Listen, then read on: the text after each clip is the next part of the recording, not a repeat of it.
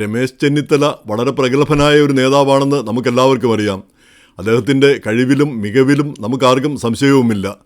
എങ്കിലും ഇപ്രാവശ്യം അദ്ദേഹം ഒന്ന് മാറി നിൽക്കണം എന്നുള്ള ആഗ്രഹമാണ് നമ്മളിൽ മിക്കവർക്കുമുള്ളത്.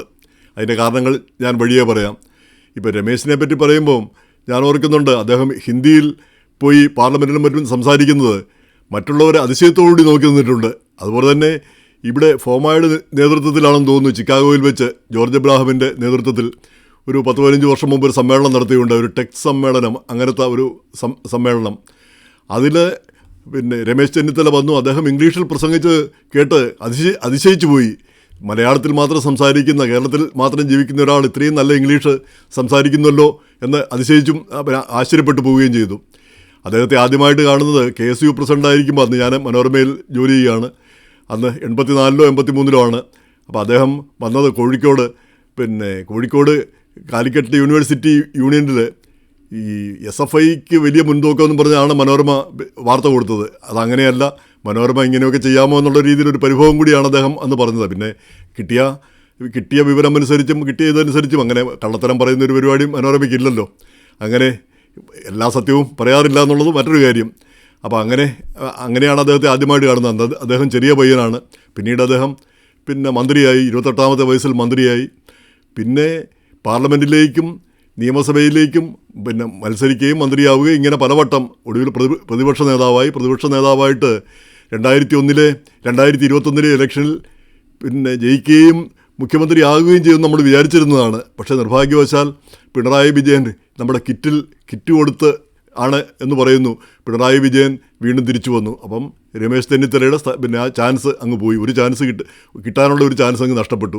കമലാ ഹാരിസിന് പറ്റിയ പോലെയാണ്, ആ ചാൻസ് കിട്ടുമ്പോൾ കിട്ടണം, അന്നേരം അതങ്ങ് നഷ്ടപ്പെട്ട് കഴിഞ്ഞാൽ പിന്നെ അത് കിട്ടാൻ വലിയ പാടാണ്.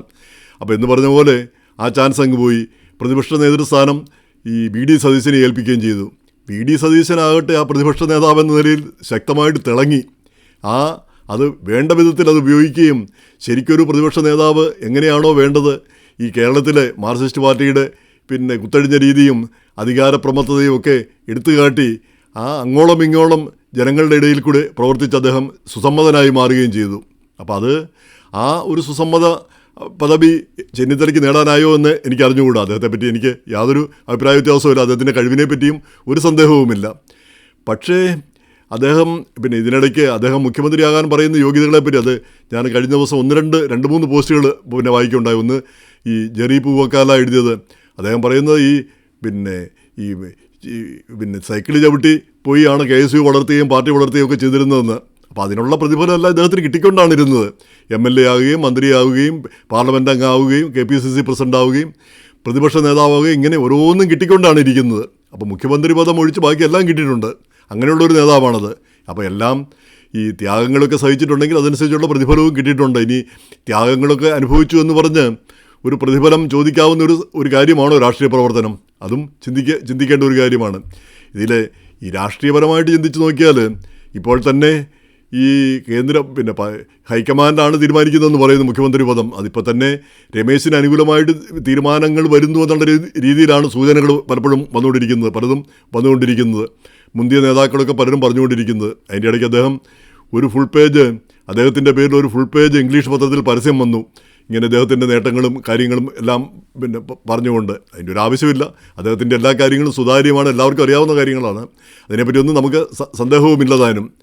അപ്പോൾ അതിൽ ഈ 1-2 കാര്യങ്ങൾ, ചില രാഷ്ട്രീയ കാര്യങ്ങൾ, ഈ രമേശ് ചെന്നിത്തലയെ ഈ ഒബ്സർവറായിട്ട് അല്ലെങ്കിൽ ഇലക്ഷൻ്റെ ചുമതലയായിട്ട് പല സ്റ്റേറ്റുകളിൽ വിട്ടു. ആ സ്റ്റേറ്റുകളെല്ലാം പരാജയപ്പെടുകയാണ് ചെയ്തത്. അദ്ദേഹം പ്രതിപക്ഷ നേതാവെന്ന നിലയിൽ കേരളത്തിൽ ഇലക്ഷൻ നേരിട്ടു. അവിടെയും കോൺഗ്രസ് പരാജയപ്പെടുകയാണ് ചെയ്തത്.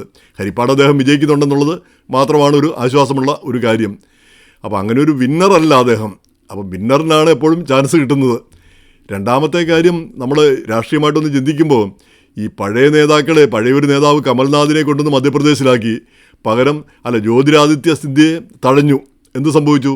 സിന്ധ്യ BJPയിൽ ചേക്കേറി, കമൽനാഥ് കോൺഗ്രസ് അവിടെ അധികാരത്തിൽ നിന്ന് പുറത്തായി. ഇനി ഈ രാജസ്ഥാനിൽ പഴയ നേതാവ് അശോക് ഗെഹ്ലോട്ടിനെ കൊണ്ടുവന്നു. പകരം രാജേഷ് പൈലറ്റിനെ അവഗണിച്ചു. എന്ത് സംഭവിച്ചു? രാജസ്ഥാൻ കൈവിട്ടുപോയി. അപ്പോൾ അങ്ങനെ ഈ പഴയ ആളുകൾ ഈ രമേശ് ചെന്നിത്തല അത്ര പഴയ ആണെന്നുള്ള രീതിയിലല്ല പറയുന്നത്. പക്ഷേ എങ്കിൽ കൂടി ഈ അധികാരത്തിലിരുന്നും തിരിഞ്ഞും മറിഞ്ഞും ഇരുന്നുള്ള ആളുകൾ വരുന്നത് ഒരിക്കലും പിന്നെ നല്ലതല്ല എന്നാണ് ഇത് നമ്മുടെ അനുഭവം പഠിപ്പിക്കുന്നത്. ഇപ്പം തന്നെ ഈ രമേശ് ചെന്നിത്തലയെ പറ്റി പറഞ്ഞാൽ പിന്നെ ഈ അദ്ദേഹം മുഖ്യമന്ത്രിയാവുകയാണെങ്കിൽ ലീഗുമായിട്ട് ഇപ്പം തന്നെ കൂട്ടുകെട്ടുണ്ടാക്കി ലീഗിന് മുഖ്യമന്ത്രി സ്ഥാനമൊക്കെ വാഗ്ദാനം ചെയ്യാനായിട്ട് പോയി എന്നുള്ള രീതിയിലാണ് ഇപ്പോൾ കേട്ടുകേഴ്വികൾ. എനിക്ക് അറിഞ്ഞുകൂടാ, വ്യക്തമായിട്ടുള്ള ഉറപ്പില്ല. പക്ഷേ ഒന്നുണ്ട്, ഈ രമേശ് ചെന്നിത്തലയും കുഞ്ഞാലിക്കുട്ടിയും ഒക്കെ കൂടെ അധികാരത്തിൽ വന്നു കഴിഞ്ഞാൽ ഉണ്ടാകാൻ പോകുന്നത് എന്താണ്? കേരളത്തിൽ ആ ഒരു വർഗീയ ധ്രുവീകരണമാണ് പിന്നെ ഉണ്ടാകാൻ പോകുന്നത്.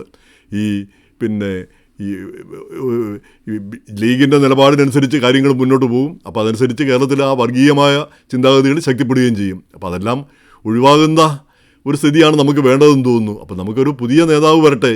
അപ്പോൾ ഈ വി.ഡി. സതീശനെ പറ്റി അങ്ങനെ പറയാവുന്ന ആക്ഷേപങ്ങളൊന്നുമില്ല. അങ്ങനെ ഒരു കുറ്റം നമുക്ക് പറയാനായിട്ടില്ല. അദ്ദേഹത്തിൻ്റെ പ്രവർത്തനങ്ങളെല്ലാം വളരെ സുതാര്യമായിട്ടാണ് തോന്നുന്നത്. ആ ഒരു സത്യസന്ധതയാണ് അദ്ദേഹത്തിൻ്റെ മുഖത്ത് നോക്കിയാൽ തന്നെ നമുക്ക് കാണാൻ കഴിയുന്നത്. ഈ ഒരുതരം കള്ളത്തരവും ഒളിച്ചുകളിയും ആ ഒരു ഈ പിന്നെ മനസ്സിലൊന്ന് വെച്ചുകൊണ്ട് പുറത്തൊന്ന് പറയുന്ന ആ ഒരു സ്വഭാവം നമ്മൾ കാണുന്നില്ല. അതുകൊണ്ടാണ് അദ്ദേഹം മുസ്ലിം ലീഗിനെയൊക്കെ പൊക്കി അങ്ങ് പറയുന്ന മുസ്ലിം ലീഗ്. അതുകൊണ്ട് ഇദ്ദേഹം ജയിച്ചു കഴിഞ്ഞാൽ പിന്നെ ജമാഅത്തെ ഇസ്ലാമിയും SDP-യും അതുപോലെ തന്നെ മുസ്ലിം അവരുടെ താല്പര്യങ്ങൾക്കനുസരിച്ചായിരിക്കും ഭരണം വരാൻ പോകുന്നതെന്നാണ് ഒരു വിഭാഗം ആളുകൾ ആക്ഷേപിക്കുന്നത്. BJP-ക്കാരും അതുപോലെ തന്നെ ഒരു വിഭാഗം കോൺഗ്രസ്സുകാരും ഒക്കെ ആക്ഷേപിക്കുന്നത്. അങ്ങനെ അല്ല, ഇങ്ങനെ സുതാര്യനായ ഒരു നേതാവ് അദ്ദേഹം ഇങ്ങനെ സ്വതന്ത്രമായിട്ടുള്ള അഭിപ്രായം പറയുമെങ്കിലും കാര്യമായ കാര്യങ്ങളിൽ വരുമ്പോൾ അദ്ദേഹം ശക്തമായ തീരുമാനങ്ങളെടുക്കും, ശക്തമായ നിലപാടുകളെടുക്കും. അല്ലാതെ ഒരു ആരെയെങ്കിലും പ്രീണിപ്പിക്കാനോ അല്ലെങ്കിൽ എന്തെങ്കിലും സ്വകാര്യ നേട്ടത്തിനോ വേണ്ടിയുള്ള തീരുമാനങ്ങളല്ല എടുക്കുന്നതെന്ന് എന്നുള്ള ഒരു വിശ്വാസമാണ് നമുക്ക് അദ്ദേഹത്തിനുള്ളത്. അപ്പോൾ അതുകൊണ്ട് എല്ലാ സംസ്ഥാനത്തിൻ്റെ ഗുണത്തിന് വേണ്ടി ചെയ്യുന്ന പ്രവർത്തനങ്ങൾ ചെയ്യുന്ന ഒരു നേതാവാണ് അദ്ദേഹം എന്നാണ് നമ്മൾ കരുതുന്നത്. ഇപ്പം ഈ മുസ്ലിം ലീഗിനെ അവഗണിക്കാനോ മുസ്ലിം ജനവിഭാഗത്തെ അവഗണിക്കാനായിട്ട് നമുക്ക് എങ്ങനെ പറ്റും? അവർക്ക് വലിയ തോതിൽ ജനസംഖ്യയുണ്ട്. ആ ജനാധിപത്യം എന്ന് പറയുന്നത് തന്നെ ജനങ്ങൾ എവിടെ കൂടുതലുണ്ടോ അങ്ങോട്ടാണത് പോകുക. ആ വടംവലി പോലെയാണ്. ആ വടംവലിയിലാണ് എന്താണ് കൂടുതൽ ശക്തിയുള്ള കൂടുതൽ ആളുള്ള ഭാഗത്തേക്ക് അതങ്ങ് തിരിയും എന്ന് പറഞ്ഞ പോലെ എവിടെയും ജനാധിപത്യം ആളെവിടെ കൂടുതലുണ്ടോ അങ്ങോട്ട് പോകും. അപ്പോൾ ഈ കേരളത്തിൽ ആളുകളില്ലാത്തത് ആളുകളുടെ എണ്ണം കുറഞ്ഞു പോയതിന് പിന്നെ ക്രിസ്ത്യാനികളും പിന്നെ ഹിന്ദുക്കളുമൊക്കെ പരിതപിച്ചിട്ടൊരു കാര്യവുമില്ല. പിന്നെ വേണ്ട വിധത്തിൽ വേണ്ട പോലെ പ്രവർത്തിക്കുന്നില്ല എന്നുള്ളതാണ് അതിൻ്റെ ഒരു തെളിവ്. പിന്നെ അതൊരു തമാശയായിട്ട് പറഞ്ഞു എന്ന് മാത്രം. പക്ഷേ എങ്ങനെയായാലും ഈ വിന്നർ ടേക്സ് ഇറ്റ് ഓൾ എന്നുള്ളതാണ് ഒരു തിയറി തന്നെ. വിജയിക്കുന്ന ആൾക്കുള്ളതാണ് പിന്നെ ഈ വരനാകാനും പിന്നെ ഏതിനും യോഗ്യത ആ വിജയിക്കുന്ന ആൾക്കാണ്. അപ്പോൾ വിജയിക്കുന്ന ആൾ ഇവിടെ ഇപ്പം സതീശനാണ് വിജയിക്കുന്നത്. ഇപ്പം വിജയിക്കുമെന്നുള്ളൊരു പ്രതീക്ഷയിൽ നമ്മൾ പിന്നെ ജനിക്കാൻ പോകുന്ന കൊച്ചിൻ്റെ ജാതകമാണ് ഇപ്പോഴേ നോക്കുന്നത്. ഈ ജനിച്ചു കഴിയുമ്പോൾ നമുക്കറിഞ്ഞുകൂടാ അത് ചാപിള്ളയാകുമോ പിന്നെ എന്തായിരിക്കും നമുക്കിപ്പോഴേ പിന്നെ വിലയിരുത്താനാവില്ല. എങ്കിലും നമ്മുടെ ഒരു ധാരണ ഇതാണ്, കോൺഗ്രസും UDF-ഉം ജയിക്കും എന്നുള്ളൊരു പ്രതീക്ഷയിലാണ് ഇപ്പോൾ നിൽക്കുന്നത്. പക്ഷേ ഈ പിണറായി വിഭാഗം അല്ലെങ്കിൽ CPM വീണ്ടും ജയിക്കില്ല എന്നൊന്നും ഉറപ്പ് പറയാനായിട്ട് നമുക്ക് ഇപ്പോൾ പോലും പറ്റില്ല. അത് പെട്ടി തുറക്കണം, എന്നാലേ കാര്യങ്ങൾ അറിയുള്ളൂ. മെയ് 4 വരെ കാത്തിരിക്കേണ്ടി വരും. പക്ഷേ എന്തായാലും ഈ സതീശൻ വരട്ടെ, ഒരു മാറ്റം വരട്ടെ കേരളത്തിൽ. ആ മാറ്റമാണ് നമുക്ക് ആവശ്യമുള്ളത്. ഈ രമേശ് ചെന്നിത്തലയെ പോലുള്ള ഒരു വലിയ നേതാവിന് മറ്റ് സ്ഥാനങ്ങളിലേക്ക് അദ്ദേഹത്തെ അവഗണിക്കേണ്ട ഒരു കാര്യവുമില്ല. അദ്ദേഹത്തിന് എല്ലാവിധ യോഗ്യതകളുമുണ്ട്, എല്ലാവിധ അർഹതകളുമുണ്ട്. അപ്പോൾ അദ്ദേഹത്തിന് വേറെ ഏതെല്ലാം പിന്നെ സ്ഥാനങ്ങളുണ്ട്. അപ്പോൾ ഈ ഒരു സ്ഥാനം മാത്രമേ പാടുള്ളൂ എന്നൊന്നും അർത്ഥമില്ല. അപ്പോൾ ജനങ്ങൾ ആഗ്രഹിക്കുന്നതും ജയിക്കുന്ന ആൾ, ഈ 5 വർഷമായിട്ട് പ്രവർത്തിച്ച ആൾ, അദ്ദേഹം തന്നെ വരട്ടെ. അദ്ദേഹത്തിൻ്റെ പ്രവർത്തനത്തിൽ 1-2 വർഷം കഴിഞ്ഞ് കുറവുകളുണ്ടെങ്കിൽ അന്ന് മാറ്റത്തെപ്പറ്റി ചിന്തിക്കാവുന്നതേ ഉള്ളൂ, അല്ലെ അങ്ങനെയുള്ള കാര്യങ്ങളെപ്പറ്റി ചിന്തിക്കാവുന്നതേ ഉള്ളൂ.